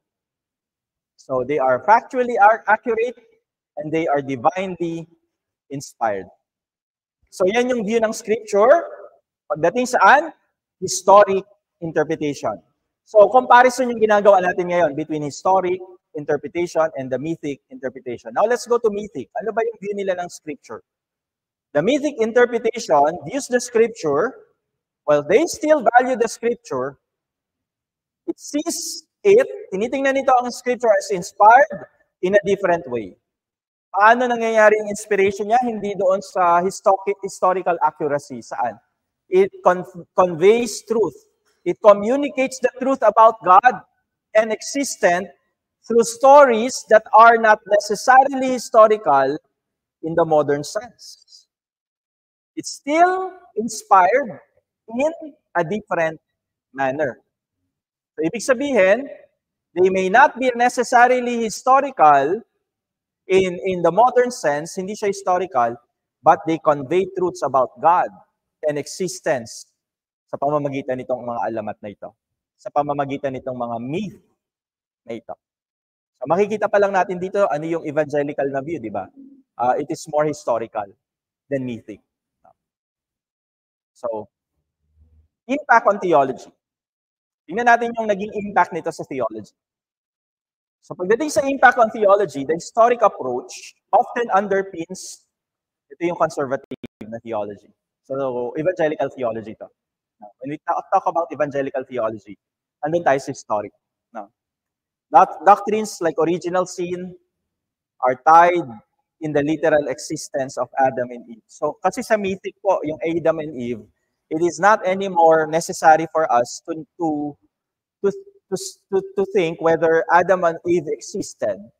Ang mahalaga doon is ano yung ni-represent nila. They represented the humanity. So ganun yung pag-iisip ng mythic. Pero tayo bilang evangelical, I believe we are more inclined. Saan? Sa historic, syempre. Because we believe in the literal existence of Adam and Eve. Like in the tradition. Naniniwala tayo na Adam and Eve existed.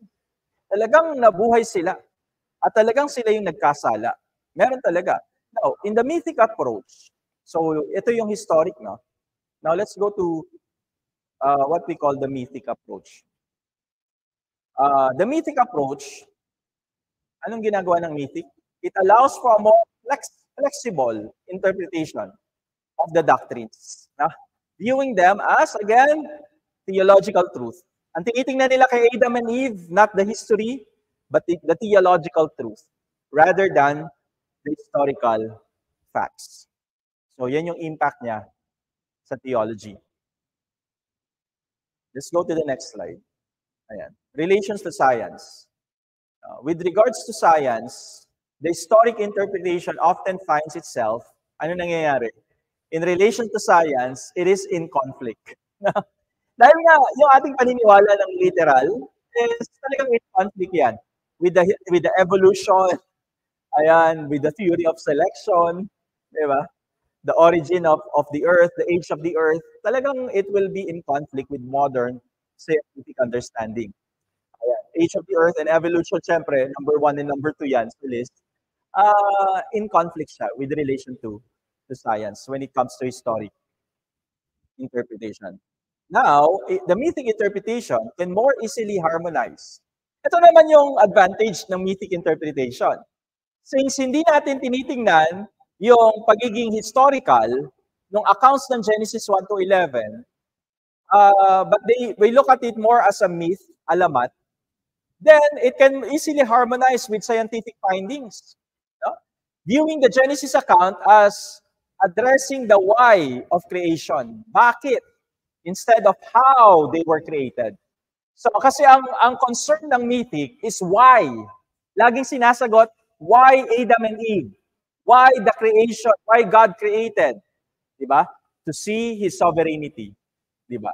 So, ang laging sinasagot kasi ng mythic is why, not how. So, hindi siya ganoon nagkakaroon ng conflict when it comes to science. Kasi ang science, nire-research niya yung how, no? Yung how. So, nagkakaroon siya ng conflict pagdating sa science, yung historical interpretation. Now, let's go to, sinama ko ba ito? Ayan, the role of Genesis 1 to 11 in the Bible. Ano ba yung role ng Genesis 1 to 11 in the Bible? Tapusin ko na lang po ito, no? Bigyan niyo na lang po ako ng kaunti pang oras para matapos natin ito.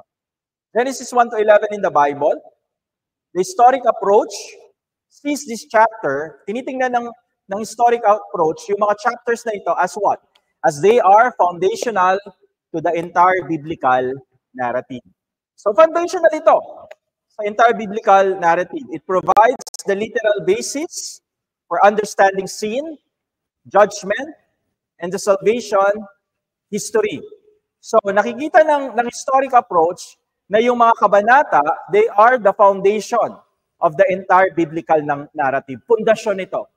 Mauuga, mayayanig, magbibitak, katulad ng ating illustration earlier, magbibitak ang buong Biblia.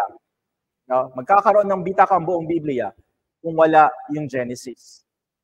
Kasi ang Genesis, ito yung pundasyon ng buong kwento ng Biblia. So, it provides a literal basis for understanding sin, Adam and Eve, judgment, and the salvation history. So, yan yung role ng Genesis 1 to 11 on historical approach. Now, let's go to the mythic approach. Pagdating naman sa mythic approach, it sees the chapters as setting the stage. No, hindi na siya literal, but it is setting the stage. 1 to 11 is setting the stage for the Bible's theological narrative. So, tinitingnan nito, not the historical narrative, but the theological narrative. Ini-introduce nito, ito may point din ito ang mythic approach, no?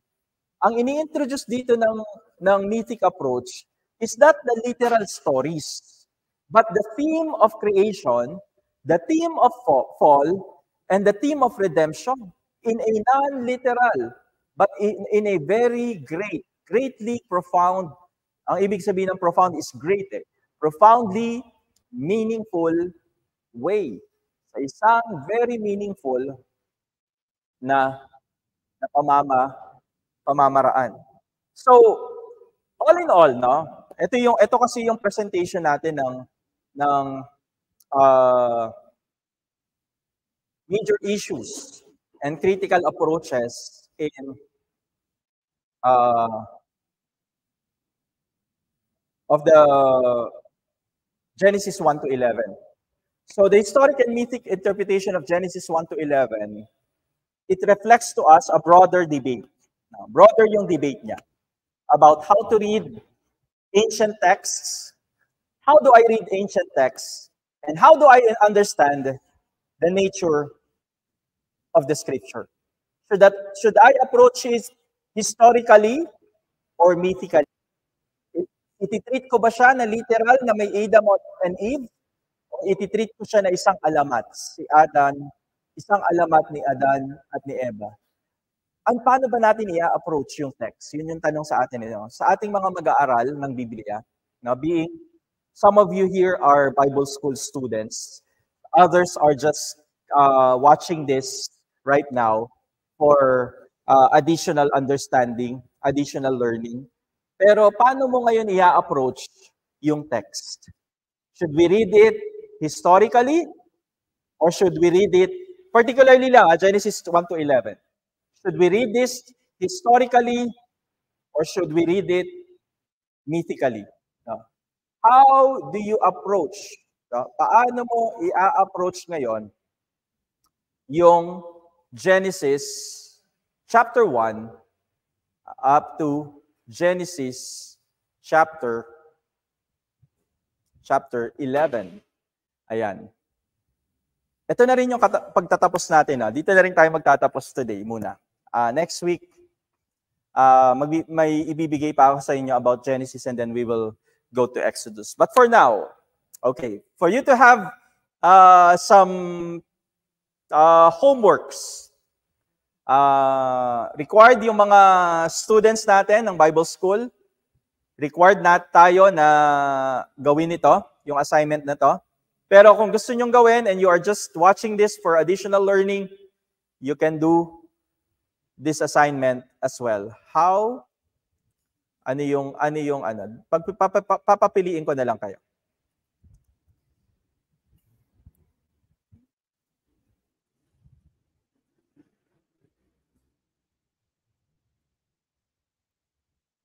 Historically or mythically? Ayan. Ano lang naman, one-page reflection paper ulit. Para doon sa mga students natin and at the same time din, yung mga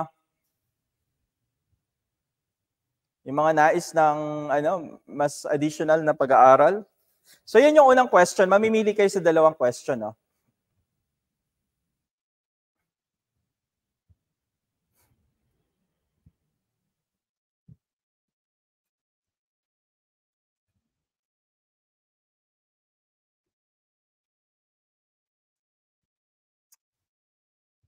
Yung pangalawang question natin, isip ko kung yung application na lang, practical.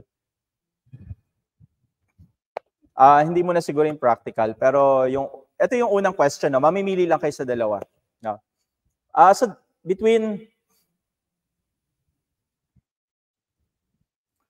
So between, paki-take note na tong unang question, just lalo na sa mga students natin sa Bible School.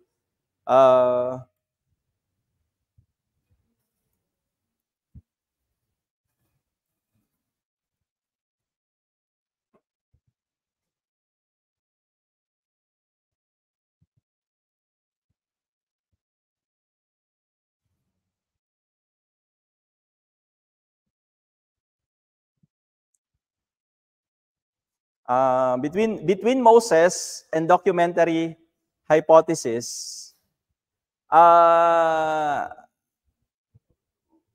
which among the two has more weight? Now, for you, now, which for you, or which among the two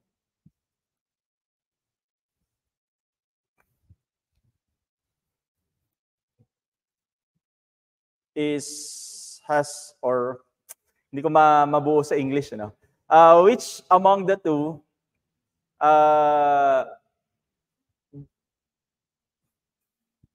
can better explain the composition of the Pentateuch? Ito na lang yung question natin. Okay, so yung first question natin for your assignment, mamimili lang po kayo ng isa. Huwag ko kayong sabihin nyo, baka sabihin nyo, dalawa naman yung question ni Pastor. Ang hirap naman. So how do you approach? First, mamili lang kayo. After, you can go back. Ang maganda dito sa ginagawa natin ngayon is you can go back and rewatch it. Panoorin nyo muli. How do we approach Genesis 1 to 11? Historically or mythically? Pangalawa, mamili lang kayo sa dalawa. Between Moses and documentary hypothesis, alin sa dalawa can better explain the composition of the Pentateuch? Traditionally, we believe it's Moses, pero modern scholarship, yung mga pag-aaral sa mga kasalukuyang pag-aaral ng Biblia, ang sinasabi, documentary hypothesis. Ano yung documentary hypothesis? Compilation over the centuries. May editor at kinompile yung Pentateuch. So, which of the two can better explain the composition of the Pentateuch? So, just a short paragraph maybe, explain nyo lang, ano yung sa tingin nyo mas may weight na sa inyo ngayon? The Moses authorship or multiple authors authorship? The documentary hypothesis. So, yan yung magiging assignment natin. Alin sa inyo, no? Actually, wala namang, sa tingin ko wala pa ring maling sagot dito kasi ito yung personal na pananaw nyo at ako lang makakabasa nito. No? Ako lang po yung makakabasa nito. Kaya, ano yung personal na pananaw nyo dito? Between the two. And then, yung first question, paano mo i-approach yung Genesis 1 to 11 from now on? Historically or mythically with profound theological truth? So, mythically with profound theological truth or literally, historically. So, mamili lang kayo dito sa dalawa na yan. So, screenshot nyo lang yan and then screenshot nyo rin ito or isulat nyo lang ito. Pagpilian nyo na po. Okay? So, at least natapos na tayo. Kakaunti na lang yung part, no? Hindi ko muna sinare sa inyo. Yung contemporary significance. Ano yung significance ng Genesis for today? Ubus na rin kasi yung oras natin. So, maraming salamat, no? Dalawa yung sessions natin dito sa Genesis. Nakakatuwa po natapos natin ito. Itong sessions na ito, mahaba-haba ito, no? Higit, kulang-kulang po 4 na oras ito. Itong ating pag-aaral na ito. Yung mga estudyante natin, no? Pagtsagaan lang natin, tsagain lang natin panoorin ito. Hindi na tayo siguro mag-uusap na lang tayo via chat. And then yung mga nanonood nito as additional learning, I hope na may natutunan po tayo sa hapon na ito. Marami tayong natutunan sa araw na ito. Sa ating pinanood, anumang oras nyo pinapanood nito, nawa marami kayong natutunan sa ating pinag-usapan sa hapon na ito. Pwede po ba tayong manalangin sa ating pagtatapos sa hapon na ito? Maraming salamat po, Panginoon, sa iyong kabutihan at katapatan sa amin. Salamat po, O Diyos, Lord, dahil patuloy mo kaming tinuturuan, Lord, patungkol sa inyong salita. Salamat, Panginoon, sa panibagong mga natutunan namin sa araw na ito. Particularly, Lord, sa Genesis, sa Book of Genesis, sa Book of Beginnings. Tunay nga, Lord, without the Book of Genesis, Lord, the whole biblical narrative will crumble, Panginoon, O God, without the Book of Genesis. Kaya, Lord, we treat Genesis as foundational, Panginoon, O God, sa aming pananampalataya. Dalangin ko, Lord, sa pamamagitan even ng aming mga assignments, sa pamamagitan ng mga reflections namin, sa pamamagitan ng pag-iisip namin after this, Lord, lalo pa namin, Panginoon, lalo pa kami magkaroon, Lord, ng pagnanais na matutunan palalo ang inyong salita, Panginoon.